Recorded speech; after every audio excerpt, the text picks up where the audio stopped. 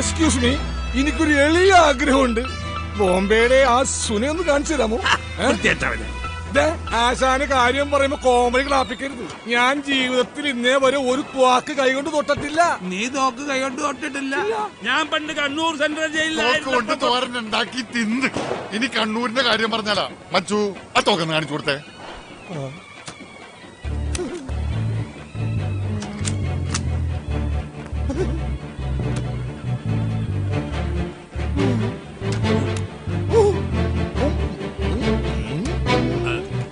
अरे वो सांबा, आप तो गोली खाओ.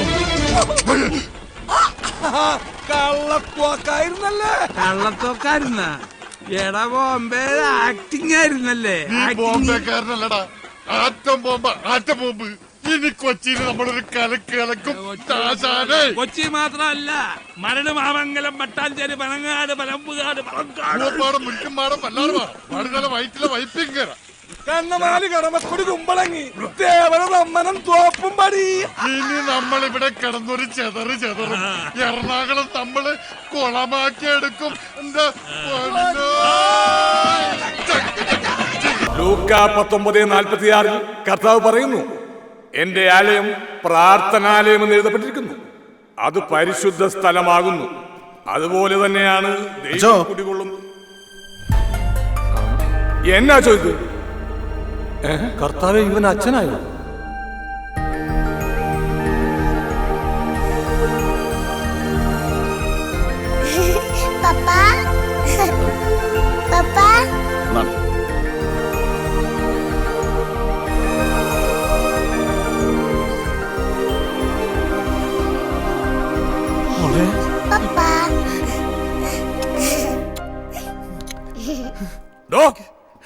താനെന്ത് തോന്നിയാസോടെ കാണിച്ചത്?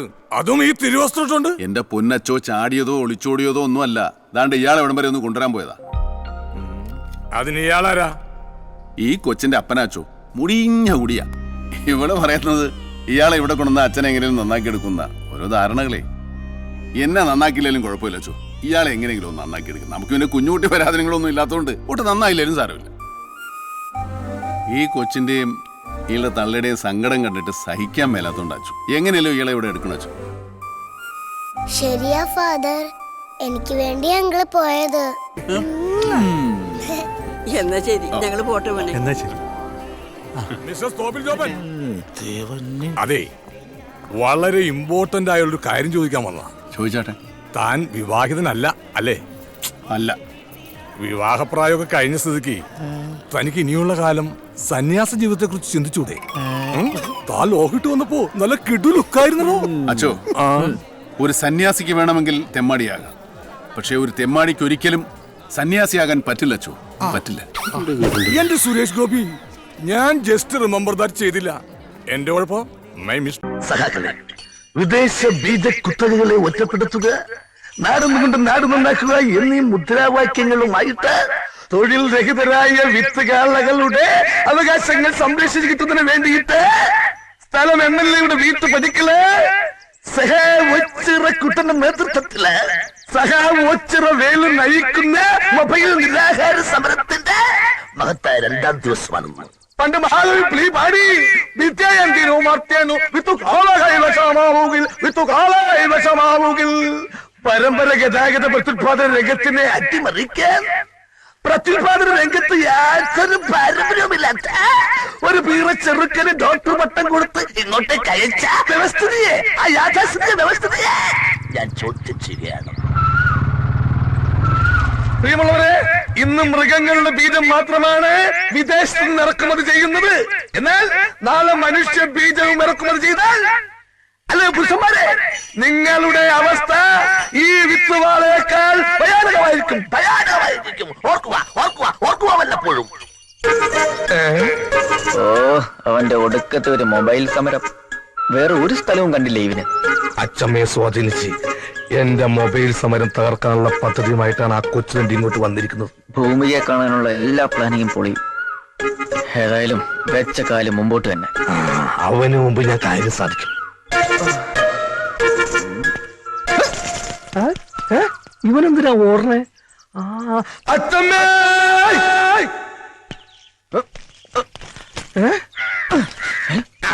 ശരിയാക്കി തരാട്ടാ. ആ ഡോക്ടർ ചെക്കനെ കണ്ടോ നീ? ഞാൻ കണ്ടില്ല. അവന്റെ പാണ്ഡം. ആഹാ, അപ്പൊ എന്തിനാ അവൻ ഇവിടെ വന്നതെന്നറിയണമല്ലോ. പാടോ. ചുമ്മാ, ദേ അവൻ. കേട്ടോ, വേദന ഒന്നും എടുക്കില്ല കേട്ടോ. സാരമില്ല. അയ്യോ, അയ്യേ, വൃത്തികെട്ടവന് കാണിക്കണില്ലേ ബാലപീഡനം. ആഹാ, ഇതെന്താ എല്ലാരും കൂടെ ഇവിടെ? എന്തിനാ താൻ ഇങ്ങോട്ട് വന്നത്? മൃഗ ഡോക്ടർ ആണെങ്കിലും അല്പം മനുഷ്യത്വം കാണിക്കണ്ടേ? ഒരു കിടാവിനാണ് മൂക്കേറ് കെട്ടിയത്. മിണ്ടാപ്രാണിയല്ലേ, ഒന്ന് വന്ന് കണ്ടിട്ട് പോകാന്ന് കരുതി. അതിന് താൻ എന്തിനാ മതിലിയാടിയെ? ഗേറ്റിന്റെ മുന്നിൽ വെച്ച് ദേ ഈ കരിങ്കണ്ണൻ എന്നെ നോക്കി പിടിച്ചു. അയ്യോ അച്ഛമ്മ, ഇയാള് കള്ളം പറയാ. മിണ്ടരുത്. ഇനി ഈ വേഷവും കെട്ടി MLA കാണാനാണെന്നും പറഞ്ഞ് ഈ വീട്ടു പരിസരത്ത് കണ്ടുപോകരുത്.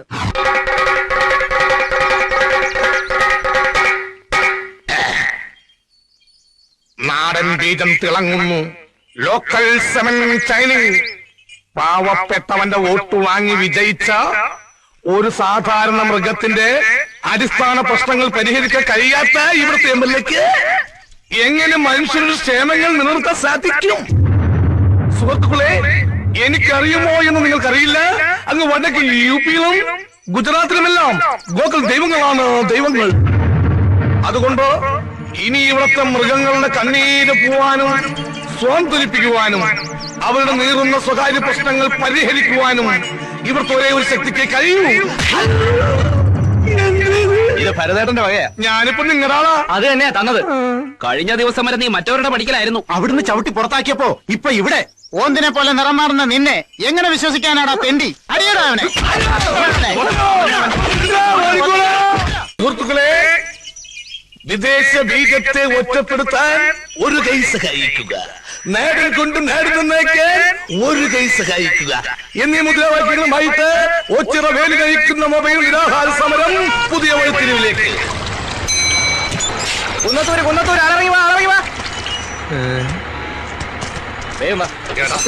നീ വീണ്ടും വന്നല്ലേ?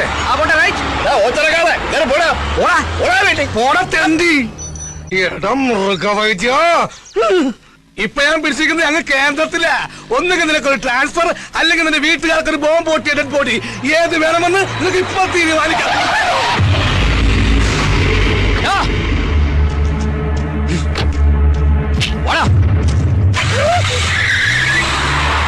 ദൈവം തീരുമാനിച്ച് വീട്ടുകാർക്ക് ബോംബ് പൊട്ടിയ ഡെഡ് ബോഡി പൊട്ടി, ബോംബ് പൊട്ടി. അരീന്ദ്രന്റെ കൈ കൊണ്ട് അവന്റെ കഥ തീർന്ന്.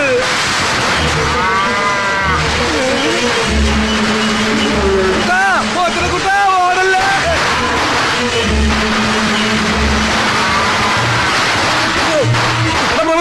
ആരിക്കാല ഒന്ന് നിന്നേ. നിന്റെ വിത്തുകളെ കൊണ്ടെന്നെ കുത്തി കൊല്ലിക്കാനല്ലേ? അല്ല, ഈ നാട് ഞെട്ടിക്കുന്ന സത്യം പറയാനാ. നിന്റെ അമ്മണിക്കുട്ടിക്ക് ഏത് ടൈപ്പ് കുഞ്ഞുങ്ങളെന്നാ പറഞ്ഞത്? അമേരിക്ക, ചൈന, ജപ്പാൻ, പത്തനംതിട്ട, ഏതാ?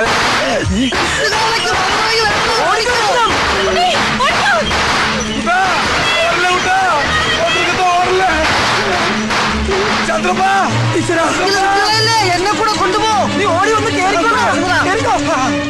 വിട്ടോ. വിത്തുകളെ ഉന്നം വെച്ചിരിക്കുന്നത് എത്തമ്മയാടാ. പണ്ടേ അവനൊരു കണ്ണുള്ളതാ. സ്പീഡനെ ഉറപ്പാ. നീ എന്തിനാണ് എത്ര സ്പീഡാ പോകുന്നത്? കാല രത്നമ്മയുടെ പുറകെ പോയി. ബ്രേക്ക് ഇട്ടെങ്കിൽ ഞാൻ എപ്പോഴേ പിടിച്ചേനെ. അപ്പം ബ്രേക്ക് ഇല്ലേ? നിർത്ത്. ഇത്ര സ്പീഡിൽ എങ്ങോട്ടേക്കാ?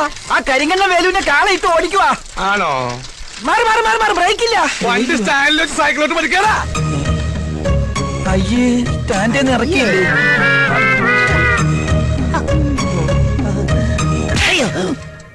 ഇത് നിന്റെ ഡോക്ടർക്ക് കരുതി വെച്ചിരുന്നതാ. അവനത് വാങ്ങാനുള്ള യോഗം ഉണ്ടായിരുന്നില്ല. ആ ഹരീന്ദ്രന്റെ കൈ കൊണ്ടവൻ ചത്ത്. ഇതെന്തിനാ? ഇത് നിനക്കുള്ളതാ. എനിക്കിട്ട് പാര വെച്ചിട്ട് ആ മൃഗവൈദ്യന്റെ കൂടെ ചേർന്നതിന് ഇനി വൈദ്യമില്ലാത്ത ആശുപത്രിയില്ലേ ചവിട്ട് ഡോക്ടർ ഞാനാ ഞാൻ. ഓ, ഇവന് കിട്ടിയിട്ടില്ലേ? മതിയാ. ഇനി ഞാൻ എങ്ങനെ ആൾക്കാരുടെ മുഖത്ത് നോക്കും? രത്നം, എന്താ സംഭവിച്ചത്? ഇനി എന്താ സംഭവിക്കാനുള്ളത്? എന്റെ മാനം കളഞ്ഞില്ലേ നിങ്ങളുടെ കാള? കാളയുടെ ഒരു യോഗ, കാളയോഗം. അവൻ ഉപദ്രവിച്ചു. ഇനി ഞാൻ എന്തിനു ജീവിക്കണം? ഇത്രയും കാലം കാത്തു സൂക്ഷിച്ച മാനം ഒരു നിമിഷം കൊണ്ട് പോയില്ലേ? അത് പിന്നെയും പോയാ? കണ്ടില്ലേ നാശം ഇപ്പോഴും അവിടെ നിന്ന് സ്വീകരിക്കുക. അമ്പട കള്ള കാര്യം ഒപ്പിച്ചല്ലേ ഭാഗ്യവാൻ. അടുത്ത ജന്മമെങ്കിലും നീയായിട്ട് പിറന്നാ മതിയായിരുന്നു.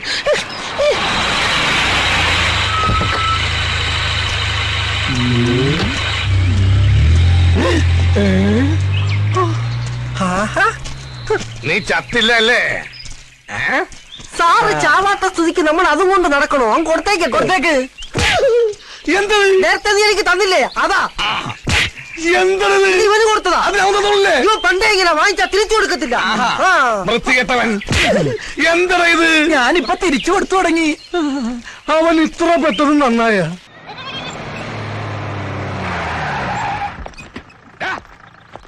കേരള ജീപ്പില് എന്തിനാണെന്നാ ഒരുത്തനെ ഇടിച്ച് കൊല്ലാൻ നോക്കിയത് നീ? എന്റെ സ്വഭാവം പറഞ്ഞ് ചീത്തക്കരുത്. ഏട്ടഞ്ഞ് കഴിഞ്ഞ പിന്നെ തല്ലുകൊള്ളാൻ നിർത്താറില്ല ഞാൻ. എന്നെ വെറുതെ തല്ലുകൊള്ളിപ്പിക്കാതെ വന്ന് കേറച്ചു. ശ്യാമളം പറയുന്നത് അനുസരിക്കച്ചു, നീ ചെല്ല്. ശ്യാമളോ തന്റെ മടിയിലിരുത്തിയാണ് പേറ്റത്? സാറിന് വിളിയോ? ഞാൻ നിന്റെ ആശാനല്ലേ ശ്യാമള? ആശാനും കൂശാനൊക്കെ അങ്ങ് വാലേലി. യൂണിഫോം ഇട്ട് കഴിഞ്ഞാൽ എല്ലാവരും ക്രിമിനൽസാ. മോനെ ഒരു ഗുണ്ടയായിട്ട് വളർത്താനാണ് തന്റെ ഉദ്ദേശമെങ്കിൽ ഇടിച്ചു തന്നെ ഒന്നുമില്ല. ഒരു ഗുരുദക്ഷിണ കൊടുത്തതാ, ചുമ്മാ പേടിപ്പിച്ചതാ. എന്റെ കൈമനെ കടത്താതെ വേഗം വണ്ടി കേറച്ചു. എന്ത് ഇത് കേസാക്കാൻ ആരാ പരാതി തന്നെന്ന്? നിന്നെ ഇവിടെ നിന്ന് ഉടനടി പൊക്കണമെന്ന് സ്റ്റേഷനിലേക്ക് ഫോൺ ചെയ്ത് പറഞ്ഞത് മറ്റാരുമല്ല, ഈ നിൽക്കുന്ന നിന്റെ സ്വന്തം അച്ഛൻ തന്നെയാ.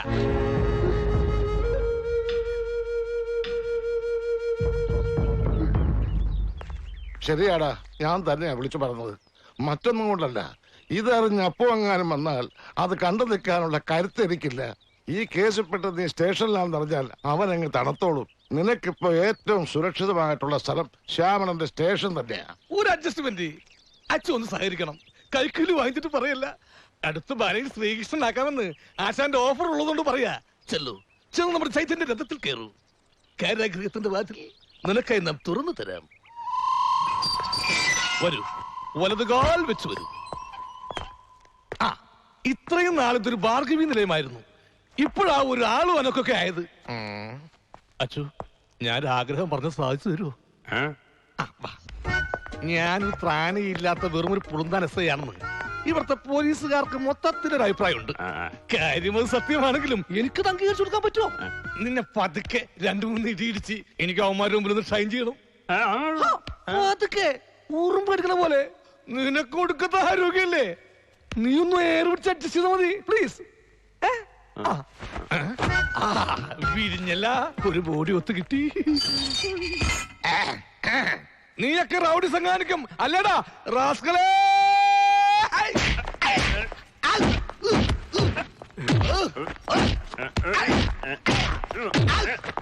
അതോട്ട് സംസാരിക്കൂടാ. എന്റെ കൈയുടെ ചൂടറിയടാ. സുധാകര, ശ്യാമളൻ സാറിന് നല്ല ഉഷാറിലാണല്ലോ.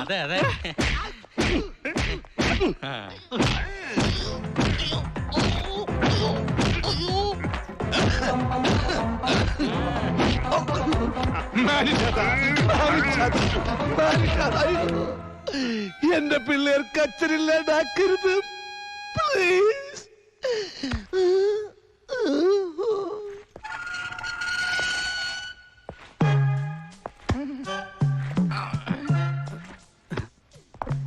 എന്തു പറ്റി സാർ? അവന്റെ കരച്ചിൽ എനിക്ക് സഹിക്കാൻ പറ്റുന്നില്ലടോ. അത്രയും തല്ലുണ്ടായിരുന്നു. അവസാനം കാല് പിടിച്ചപ്പോ നിർത്തി. നാഭിക്ക് മുട്ടുകാല് കൊണ്ട് ഒരു ഇടിച്ചിട്ടുണ്ടല്ല. ഇന്ത്യയുടെ താഴെ കിടക്കുന്ന ശ്രീലങ്ക വരെ തകർന്നു പോയടോ. ഈശ്വര, അടുത്തത് ചെന്ന് തടയണോ? പോടോ. അപ്പു അപ്പൊ നിക്കേ ഇതന്നെ നിക്കപ്പു. ശ്യാമളൻ സാറേ, എന്തോ പൊട്ടം കഴിവരെ ഇങ്ങോട്ട് ഇറക്കി വിട്. ഇല്ലെങ്കിൽ സ്റ്റേഷനകത്ത് കയറി ഞാൻ പെരുമാറുവേ. അപ്പൊ വെറുതെ ക്രമസമാധാനം കയ്യിലെടുത്ത് എന്റെ കൈ ചീത്തേക്കരുത്. ഇപ്പൊ ഒരുവനത് കയ്യിലെടുത്തിട്ട് ശരിക്ക് കിട്ടിയതേ ഉള്ളൂ. ഇനി നീയും കൂടി ആയാൽ എനിക്ക് താങ്ങാനാവില്ല. വീട്ടിൽ പോ. എന്റെ കുടുംബത്തേക്ക് ഞാൻ പറഞ്ഞയച്ച എന്റെ കൂട്ടുകാരനെ അവൻ തല്ലിച്ചതച്ചത്. അവനെ ഞാൻ വെറുതെ വിടില്ല. അവന്റെ നൊട്ടല് ഞാൻ തല്ലി ഓടിക്കും. അവൻ ഇങ്ങോട്ട് ഇറക്കി വിട് സാറേ.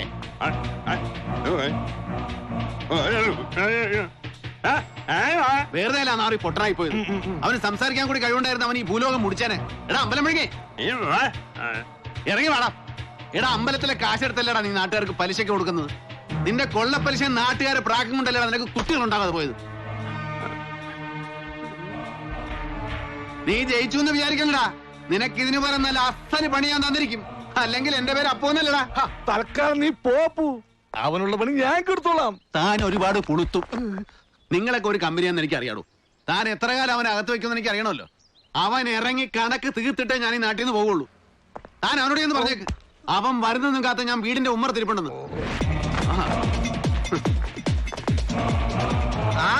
എത്തിയാ സുഖല്ലേ? എടാ പൊട്ട, എന്റെ കൂട്ടുകാരനെ തല്ലിയതിന് പോലെ നിന്റെ കൂട്ടുകാരനെ എന്റെ കൈ കിട്ടിയിട്ടുണ്ടടാ. അടുക്കരുത്, ഞാൻ പാലയ്ക്ക് വേണ്ടി കളരി പിടിച്ചവനാണ്. എന്നെ കൊണ്ട് 18ാമത്തെ അടവെടുപ്പിക്കരുത്. അവൻ മതം പൊട്ടി നിൽക്കുന്ന ആനയാണ്. 2 തെങ്ങെങ്കിലും കുത്തി മറിക്കാതെ അവൻ അടങ്ങില്ല. ചന്ദ്രൻ അവന് പറ്റിയ നല്ലൊരു ഉണക്കത്തങ്ങ.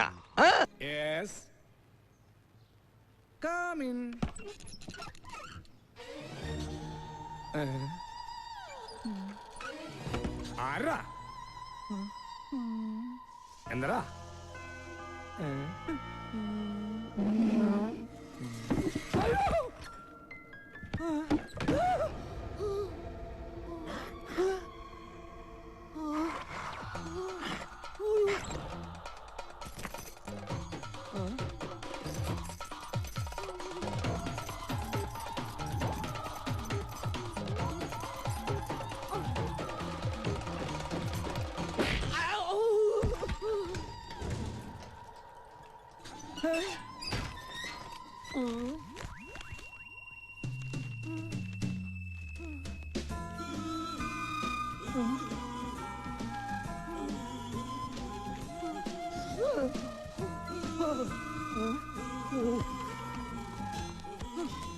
ഏതാധാരണവ് പുറത്തേക്ക് ഇറങ്ങി പോയത്? ദൈവമേ, മറഡോണയുടേതാ.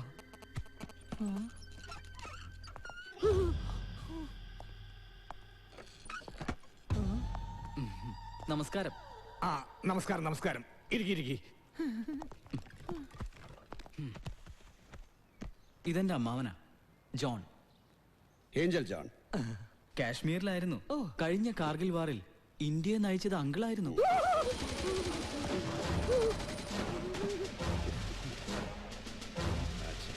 Thank you. 10,80,000 രൂപയുണ്ട്, 1 മാസത്തെ പലിശ ഉൾപ്പെടെ. ഡോക്യുമെന്റ്സ് കിതർ ഹൈ? എന്തോ? ആധാരം എവിടെയെന്ന് വിശ്വസിക്കുമെന്ന് അറിയില്ല. ഞാൻ ഇവിടെ ഇങ്ങനെ ഇരിക്കായിരുന്നു. അതിപ്പോഴും താൻ അങ്ങനെ തന്നെ ഇരിക്കുകയല്ലേ? അതല്ല സാർ, കുറച്ച് നേരത്തെ ഞാൻ ഇങ്ങനെ ഇരിക്കുമ്പോ ഈ താക്കോലിങ്ങനെ പറന്ന് എന്ന് അലമാര തുറന്നു. ഉടനെ മറഡോണയുടെ ആധാരം അടങ്ങിയ കവർ സ്വയം പുറത്തേക്ക് ഇറങ്ങി ഒറ്റപ്പോക്ക്. എന്ത്? പുറത്തേക്ക് ഇറങ്ങിപ്പോയെന്നോ? അപ്പൊ ആധാരം നഷ്ടമായി? അല്ല എന്ന് ഉറപ്പിക്കരുത്. സ്വയം ഇവിടുന്ന് ഇറങ്ങിപ്പോയത് കൊണ്ട് ഏത് സമയത്ത് തിരിച്ചു വരാം. ഈ ആധാരങ്ങളുടെ ഒക്കെ ഒരു കാര്യം.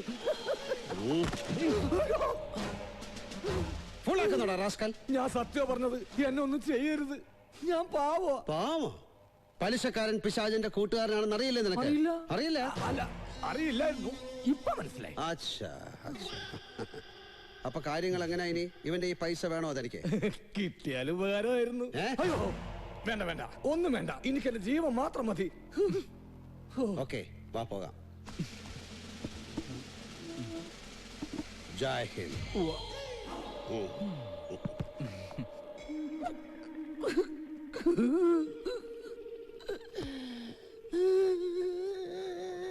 കണ്ണൂര്, വെയ്യൂര്, തിരുവനന്തപുരം, കേരളത്തിലെ ഈ 3 സെൻട്രൽ ജയിലുകളും ആശാനി തറവാട് പോലെയാ. ഒറ്റ കൊട്ടേഷൻ കിട്ടിയ ആമ്പലാണെന്ന് പറഞ്ഞ് പോകുന്നതാണ്. ഇപ്പൊ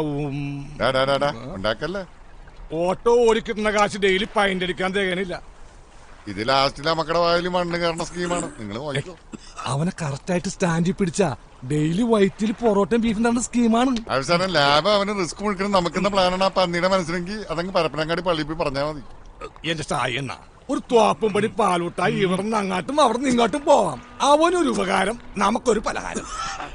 ഫസ്റ്റിലൊരു കാര്യം പറഞ്ഞേക്കാം. അവസാനം ബോംബെയിലെ ജാഥയാണ് മറ്റോടത്തെ മറിച്ചവനാണെന്ന് പറഞ്ഞ് ജാഥ എടുക്കാൻ വന്നാലാണ് ഷാജിനെ തനി കുണം അറിയാൻ പോണത്. ഇല്ലല്ലോ കണ്ടോ മഞ്ഞസാരി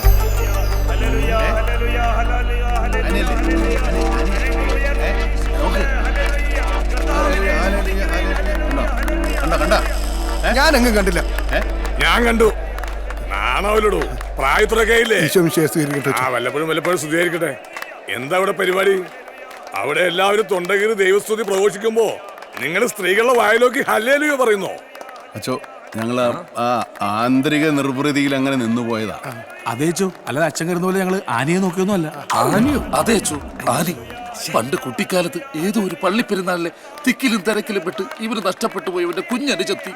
പിന്നെ എവിടെ തിക്കും തിരക്കും കണ്ടാലും അവന്റെ പൊന്നനുജത്തി അന്വേഷിച്ച് നടക്കുമായിരുന്നു. എല്ലാം ചോപ്പ. മോനെ, എന്താ നിന്റെ പേര്? എൽദോ. ഇമാതിരി സോപ്പ് പെട്ടി കഥയായിട്ട് എന്റെ മുമ്പിൽ വന്നിട്ടുണ്ടെങ്കിൽ 5 ദിവസത്തെ ധ്യാനം 50 ദിവസമൊക്കെ ഞാൻ എന്നെ കൊണ്ട് കടുത്ത ധ്യാനമുറകൾ എടുപ്പിക്കരുത്.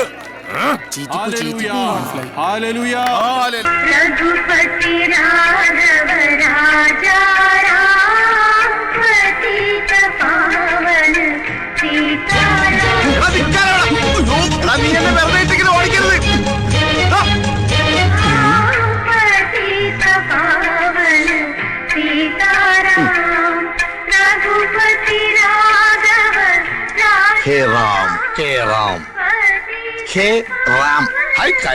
കയറി ഇരിക്കാനല്ലേ പറഞ്ഞത്? ഒരു നിമിഷം ഞാൻ മഹാത്മാവിനെ ഓർത്തു. എന്താ വെളുത്ത വസ്ത്രങ്ങൾ അണിഞ്ഞത്? വിധവനാണോ? അല്ല, ഞാനും ഈ പ്രസ്ഥാനക്കാരനാ. കണ്ണിക്കണ്ട കള്ളനും കുള്ളനും കൊള്ളക്കാർക്കും പിടിച്ചവർക്കാർക്കൊക്കെ ധരിക്കാവുന്ന വസ്ത്രമായി മാറിയിരിക്കുന്നു ഇത്. നിരാഹാരം എന്ന് എഴുതി വെച്ചിട്ട് ഇതെന്താ ചിക്കൻ ഫ്രൂട്ട്സ്? ഇത് നിരാഹാര സമരത്തിന്റെ മറ്റൊരു മുഖമാണ്, നിരന്തരാഹാര സമരം. ഇത്രയും റിസ്ക് എടുത്തിട്ടുള്ള ഈ സമരം എന്തിനാണാവോ? വിദേശ ബീജത്തെ ഒറ്റപ്പെടുത്തുക, നാടും കൊണ്ട് നാട് നന്നാക്കുക. എന്താണ് പറഞ്ഞത്? വിദേശ ബീജത്തെ ഒറ്റപ്പെടുത്തുക. വിദേശിയെ ഒറ്റപ്പെടുത്താൻ? അതെ, ക്വിറ്റ് ഇന്ത്യ. ഈ വസ്ത്രം ധരിച്ച് ഈ പാട്ടും വെച്ച് പ്രതിപക്ഷത്തിനെ പോലെ നമ്മുടെ നേതാവിനെ ഒറ്റപ്പെടുത്താൻ നീയും പറയുന്നോളാ തെണ്ടി.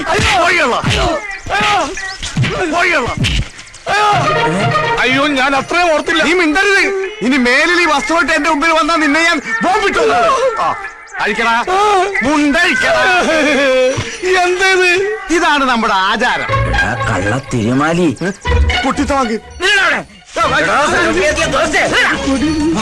ഇതുവഴി തന്നെയാണ് ഓടിയത്. ഇതെന്താ പന്നിറങ്ങിയ പുഞ്ചപ്പാടം പോലെ ഉണ്ടല്ലോ. സമരമുറക്കി ഇപ്പൊ ഇങ്ങനെയായ. നീ പോടാ, ആണും പെണ്ണും കെട്ട താടി വെച്ച 9. അതെ, ഒരു കതറിട്ട തെണ്ടി ഇങ്ങോട്ട് വന്നോ. ആ തെണ്ടിയാണ് എന്നെ ഇങ്ങനെയാക്കിയത്. ഒറ്റ നോട്ടത്തിൽ ഈ കരിങ്കണ്ണുകൊണ്ട് അവന്റെ കാലൊടുക്കി. എവിടെ? എന്റെ കണ്ണും പിടിക്കണില്ല, കാണാൻ പറ്റുന്നില്ല. ഒരു കണ്ണടച്ച് ഇങ്ങനെ ഉന്നം പിടിച്ച് നോക്ക്. ഇപ്പൊ കണ്ട് സമ്മതിച്ച്. നിന്റെ ഒറ്റ കണ്ട കാഴ്ച അപാരം. അയ്യോ അയ്യോ, എന്റെ കണ്ണ് കാണില്ല. ചേട്ടൻ പോയിട്ട് ചേച്ചിയായിട്ട് വേഗം വരാട്ട.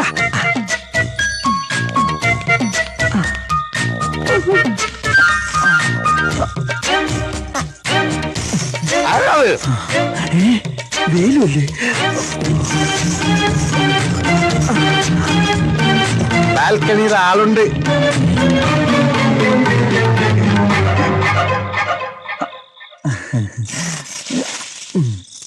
ഇതെന്താ ഈ പാതിരാത്രിയിലെ തേന്മാവിൻ കൊമ്പത്ത്? അതെ, ചക്ക വെളുത്താന്ന് നോക്കാൻ വേണ്ടി കയറിയതാ. മാവിലല്ലേ? പിന്നെ പ്ലാറ്റ്ഫോം ടിക്കറ്റിൽ ഏതൊരു തെണ്ടി അകത്ത് കയറിയിരിക്ക. ഞാൻ ഈ ഹൈക്കമാൻഡിൽ കയറി ഒന്ന് നിരീക്ഷണം നടത്താന്ന് കരുതി. നീ എന്താ ഇവിടെ? ഞാൻ ചിട്ടി പിടിക്കാൻ വന്നതാ. തെയ്യം പ്രമാണിച്ചകത്ത് നറുക്കെടുപ്പ് നടക്കുക. ആണോ? ആ ഭാഗ്യവാൻ ആരാണോ? ഞാനാണ് ആ ഭാഗ്യവാൻ. ചുവന്ന പട്ട് സാരി എടുത്ത് വെള്ള മുല്ലപ്പൂ ചൂടി രത്നക്കല്ല് പതിച്ച സ്വർണ്ണമാല അണിഞ്ഞ എന്റെ രത്നത്തിന്റെ ചുമലിൽ ചേർന്ന് ഇരിക്കുമ്പോ നിന്റെ കെട്ടിയോൻ ആ കാലമാറിനാകാൻ എപ്പ കയറി വരുമോ? അതിന് ചേട്ടൻ ഇപ്പൊ വിയൂർ ജയിലല്ലേ? ഓ, അയാള് ജയിൽ ഇടിഞ്ഞാലും പുറത്തിറങ്ങാതിരുന്നെങ്കിൽ നീ എത്ര ധന്യായാലും ഞാനും. രത്നം, രത്നം. കാള ഓച്ചിറ കാള. ഞാൻ വന്നു, വാതിൽ തുറക്ക്. അവൻ എന്നെ കണ്ടാ നമ്മളെ എല്ലാ ദിവസവും പൊളിയും. ഞാനിപ്പോ എവിടെ ഒന്ന് ഒളിക്കാ. എന്താ വരുന്നോ? വേഗം തുറക്ക്, നിന്റെ വേലു വന്നനാ. അത് കാളേന്. ഇപ്പൊ പുറപ്പെട്ട നേരം വെളുക്കുന്നതും ഓച്ചിറെത്താം. ഓച്ചിറയോ? രത്നം, നിനക്ക് വേണ്ടി എല്ലാം ഉപേക്ഷിച്ചു വന്നവനാണ് ഞാൻ. ഒടുവിൽ കാലം മാറരുത്. എന്റെ അമ്മ ഉദയ വരുന്ന പുതിയ ചിട്ടിക്കാരൻ. ഇവള് ചിട്ടിയല്ല, ബാങ്കാ. ഇത് സാധാരണ ബാങ്കല്ല, സഹകരണ ബാങ്കാ. 3 പേരെ കൊന്നിട്ട് ജയിലിൽ പോയി തിരിച്ചു വരുന്നുള്ള ഭർത്താവ് പിടിച്ചിരുന്നു. ചേട്ടൻ ജയിലിൽ ചാടി. ചാടിയോ? നീയോ? മിണ്ടണ്ട, തർക്കം വേണ്ട. ഇപ്പൊ നമുക്ക് രക്ഷപ്പെടണം. എന്റെ ഈശ്വര, ചേട്ടന്റെ കണ്ണിപ്പെട്ട വെട്ടിക്കൊല്ലും. ഇതുകൊണ്ട് രക്ഷപ്പെട്ടോളൂ. അയാളെ കൊന്നിട്ടോ? അല്ല, പിന്നെ നിങ്ങൾ ഇയാളെ വെട്ടിക്കൊല്ലാൻ വന്നപ്പോ ഇങ്ങോട്ട് ഓടി കയറിയതാന്ന് ഞാൻ പറഞ്ഞോളാം.